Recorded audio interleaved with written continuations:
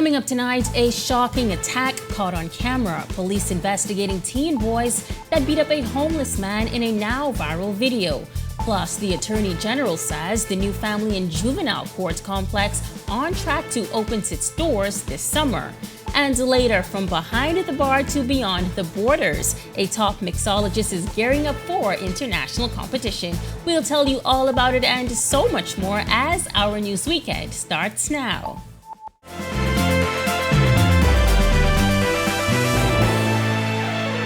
This is our news weekend. Thank you so much for joining us. I'm Megan Shepard. We begin tonight with a shocking and disturbing video circulating on social media recently, where a homeless man can be seen sitting alone when a group of teenage boys approached him and began throwing rocks at him before violently attacking him. Now, according to police, 2 teenagers are being questioned in connection with that violent assault. The 16 and 17-year-old boys were arrested around 10 p.m. on Friday at their residence on Taylor Street off East Street. Police are aggressively in search of the remaining teens involved in the incident and encourage parents and guardians whose children may be involved to turn them in to the nearest police station. Meantime, police are also requesting the public's assistance in locating family members of the homeless man who was observed being assaulted by that group of teenagers. Additionally, the Criminal Investigations Department is actively investigating the matter in collaboration with the Department of Social Services. Police wish to remind parents and guardians that they are responsible for the actions of their children, and when they breach the law, parents will be held accountable as well as their children. A lone pilot emerged from the wreckage of a small aircraft this evening, escaping a sudden and terrifying crash with his life and well-being intact. Police alerting media to the dramatic incident on Coral Harbor Road shortly after 5 p.m. Our News was on scene as air accident investigators began their assessments. Details are slowly coming in, but we are certainly following this and encourage you to stay tuned to ournews.bs and the Our News Bahamas Facebook page for the latest updates straight from authorities as the investigation continues. Meantime, the nation's leader hitting the streets this morning to do his part in crime prevention amongst young people. Rotary International spearheading a Road to Peace initiative, and our Jean Joseph was there in the St. Barnabas constituency. Rotary's Peace on the Park in St. Barnabas today. A moment to put words into action, as calls from government and civic leaders for everyone to play a role in the fight against crime continue. 25 murders in 6 weeks, gripping international headlines and prompting travel advisories from the United States and Canada. Saturday's event, just one in Rotary's Road to Peace series, drawing several groups including Urban Renewal, the Crisis Center, Crime Stoppers, and Rise Bahamas. A reminder that help is available amid growing community concerns about crime and other social ills. Rotarian Jamal Davis, proud to be part of the effort. Road to Peace, we've been around now from 2014, so this happens to be just one of our events. It's all about giving the community an awareness of other ways of being a part of society and what other avenues are open to you as an individual, as opposed to a life of crime. Residents also enjoying food, drinks, and a show by the Royal Bahamas Defense Force Rangers. But the main event was a basketball game between rival teams from the Street Legends organization, a basketball league with teams from all the constituencies across New Providence. Wilton Russell, president of Street Legends, says events like this help young men become model citizens. Here's 15 young men from Camp Road now going inside Centerville.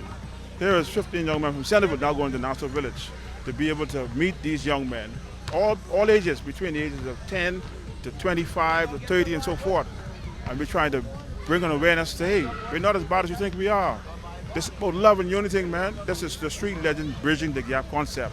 Echoing similar sentiments was Prime Minister Philip Davis, who endorsed the initiative and emphasized its crucial role in the ongoing battle against crime. This is something that we have to do together.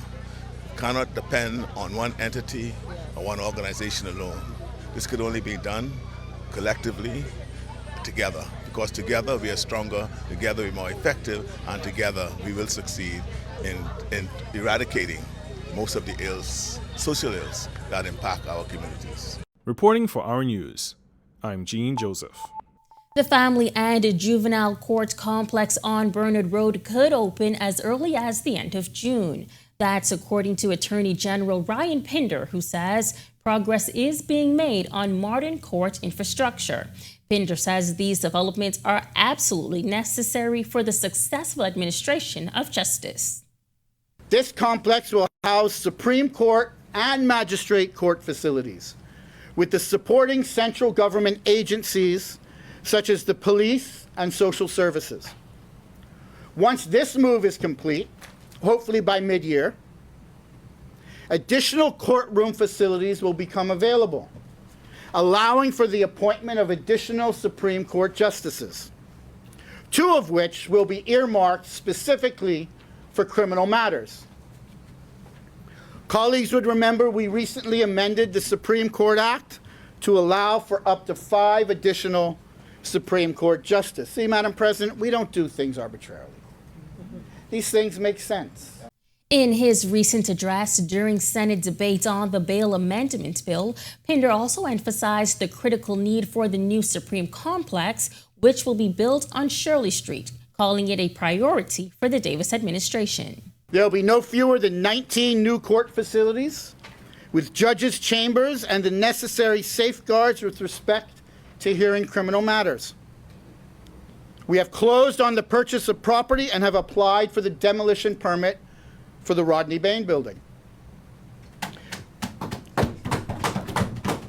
Madam President, we will begin construction later this year and hope to be complete our construction of a new Supreme Court judicial complex within 2 years.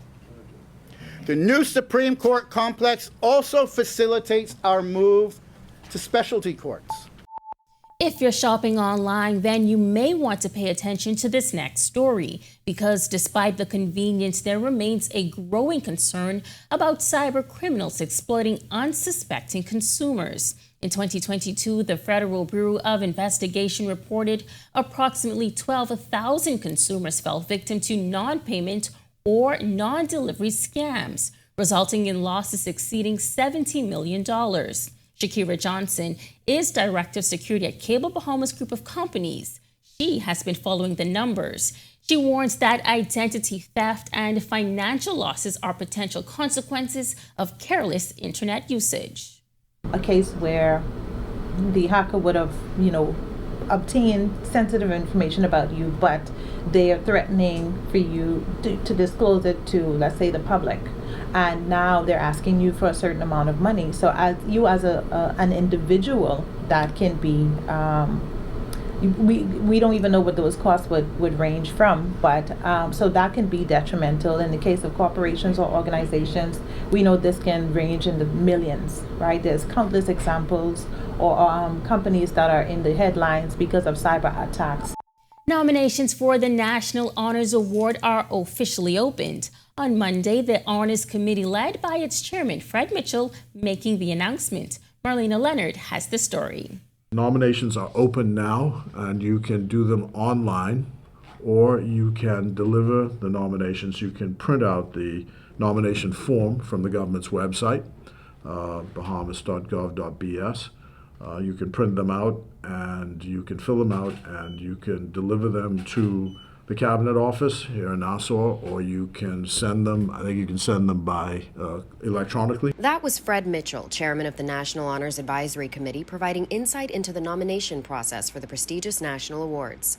Shannon Dawn Cartwright, the committee's co-chair and deputy leader of the Free National Movement, says these accolades will not be restricted to a particular class of individuals, but would extend to the broader community, recognizing the achievements of the common man. If you are somebody that lives in a settlement on a family island, whose work has not necessarily risen to national prominence, but you've done tremendous work in that community on that island, this gives the ability for the committee now to recognize you, because obviously over the many years, it's been only a certain level that has been recognized. So this really gives us the opportunity to really broaden it out. The awards up for grabs are Order for National Hero, Order of the Nation, Order of the Bahamas, and Order of Excellence, which is designated for foreign dignitaries.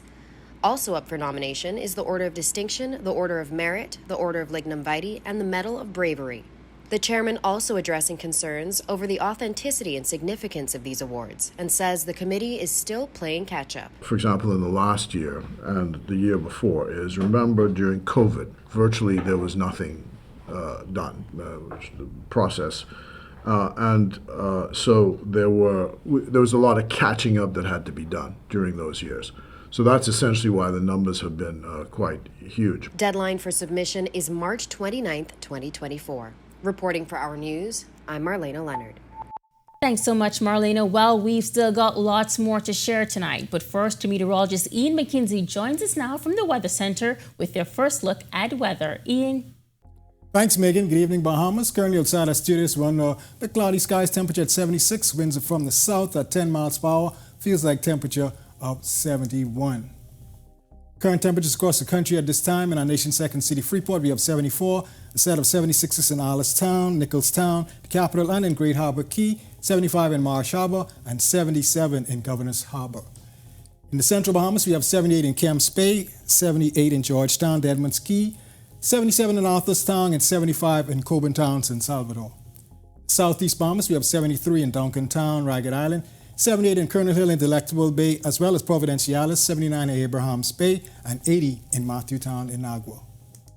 First look now at our satellite and radar imagery, where we have some cloudiness associated with a frontal system that is moving through our area. Stick around, we'll tell you more about this system straight ahead. When Our News Weekend comes back from the break, 50 advanced dancers from over 13 dance schools in New Providence get an opportunity of a lifetime. Plus, how Bahamian are you? I talked one-on-one with the creator of the viral Bahamian citizenship test. That's coming up in tonight's Generation Next feature. Stick with us.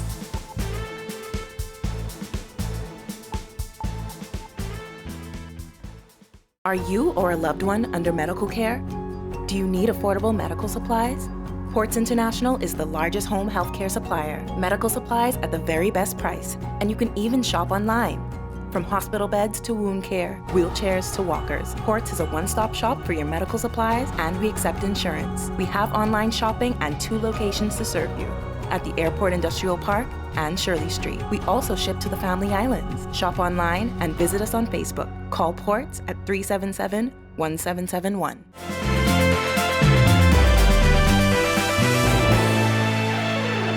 Bahamian dance students got an up-close look at the work of international professional dancers this week. And after 2 successful shows at Old Fort Bay Club, the Covenant Garden Dance Company's time in the Bahamas has come to an end. But they aren't leaving without an impact. Our Marlena Leonard has this report on their evening with the future of Bahamian dance. Ahead of the Covent Garden Dance Company performance Ballet Iconique showing at Old Fort Bay Club this week, about 50 advanced dancers from over 13 dance schools in New Providence got a special invitation to attend the dress rehearsal. In collaboration with the Shirley Hall Bass Legacy Project, organizers have called the exposure priceless. The students also got to meet with the world-class international dancers, like Xander Parrish and Mackenzie Brown, who were excited to share their experience with the aspiring students. Tonight we have some local young dancers here and we can dance for them. It's always nice to come to a new place and perform for young dancers and share our art with them. That's always fun. Obviously an inspiring thing. I remember watching dancers who were older when I was younger, and just it brings an excitement inside, and for us it's just an opportunity to show what we love and to share our passion and light with them. So yeah, it's great to inspire the next generation, and ballet's a great thing, it's fun. So if we can share some of that with our friends here, then that's always good. Opening night fell on Valentine's night, but of course these students were that select audience who had the privilege of witnessing the show before anyone else. 2 students from the local W2 Dance Club shared the profound impact of the experience. It means a lot to me, really. It's a great experience to watch different dances from the European, and to see what they can do with all their emotion, their legs, their arms, and it's very incredible to me, and I love to watch other people dance out of my region. For me, this is absolutely an amazing opportunity. Seeing them dance and their expression and their movements, it's just stunning to me. I'm just like, wow.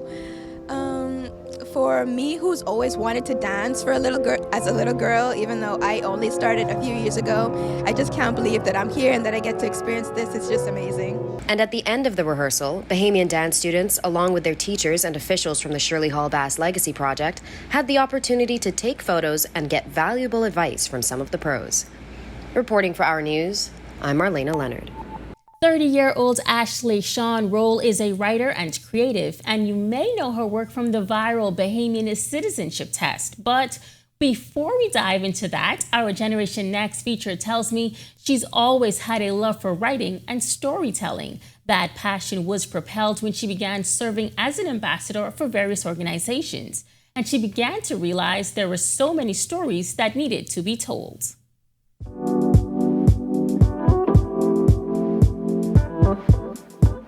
I was able to kind of tap into something within myself by volunteering for those organizations, by representing the country within those organizations. And then I got the opportunity to start writing for HuffPo. And that kind of just changed everything for me. It kind of made me realize that, oh, this is like a viable path. That overwhelming interest in the social commentary, along with the nostalgia experienced by Roll and her growing followers, led to the creation of the Bahamian citizenship test. And then it just took on essentially a life of its own, and it provided like a safe space for the briefest of moments for people to come together every morning and say, oh, I remember this. Oh, I don't remember this. I didn't even know that. The test grew so popular that Roll was invited to meet the Prime Minister, and she confirms he passed with flying colors. Roll says part 2 is on the way. So utilizing technology, wanting to, for sure, include everybody from all kinds of different platforms. We're still really active on X for sure, but the center of the citizenship test is going to be on the website. Roll is currently in the process of writing her first novel, something she describes as her greatest career highlight to date. The basis of it was just losing my grandmother. That's the whole reason why I even started writing the book. Being able to have all of this knowledge, all of these stories about my grandmother and our family and just matriarchs in the Bahamas in general, and being able to compile it into one piece of work. It's so meaningful to me. And to other writers, here's her advice about staying the course. There's something so tragic about a story left unsaid. So continue to write, even if you put the pencil down, even if you put the pen down, close the laptop or whatever. Remember to come back to it because your story is so important. Still to come on Our News Weekend, meteorologist Ian McKinsey has your extended look at weather. Plus, Arawak Homes makes a big announcement at Freedom Farm. Our sports is coming up next.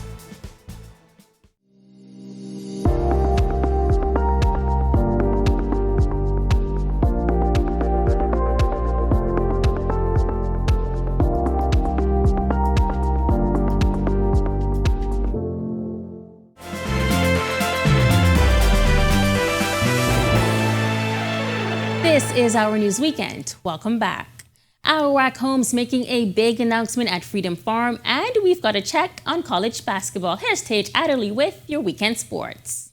Thanks, Megan. Good evening. Welcome to Our Sports Weekend. I'm Tage Adderley. Today, Freedom Farm kicked off their 25th season, and Arawak Homes was there with a big announcement. Please join me in saluting Greg Burrows Sr. as Arawak Homes formally advises that in 2024, it will name a subdivision after Greg Burrows Sr. That's Arawak Homes President Frannon Wilson at the opening of Freedom Farm's Youth Baseball League season, announcing that the company's latest development will be named after Freedom Farm's founder, Greg Burrows Sr. Burrows has spent almost 3 decades developing young men and women in the sport of baseball, eventually founding Freedom Farm in 1999 to give young people an outlet through the sport. Burrows was humble for the honor, and he wanted everybody to know that Freedom Farm was a team effort. I just want to say thank you to Arawak Home and to everybody who came out here to support this event. I want to say thank you. Freedom Farm is it's something that need to be managed like every day. But I want to thank my wife, and I see everybody here who actually was a part of Freedom Farm when we started. They actually the people who started Freedom Farm. I didn't start Freedom Farm by myself. Now we're going to head to the court where Bahamian College standout helped his team get a win. Queen's University's Dayton Aubrey returned to the lineup last night to help the Royals get a 74-65 win over Jacksonville University. Despite being the team's leading scorer, the New Providence-born guard came off the bench to have 12 points on 4 of 8 shooting to go at 4 rebounds, 3 assists, and 3 steals. A.J. McKee was the team's leading scorer with 19 points, while Jacksonville's Robert McCray led everyone with 22. Now, Aubrey and the Royals return to the court on Thursday against Stetson. Then he'll take on his Bahamas national team backcourt mate Franco Miller and Florida Gulf Coast on Saturday. That's a wrap for our sports. Until tomorrow, enjoy your Saturday evening. I'm Tej Adler. When we come back from the break, 22 years of passion and determination, veteran mixologist Mr. Dreams prepares to take his talents abroad. The delectable details when Our News Weekend returns.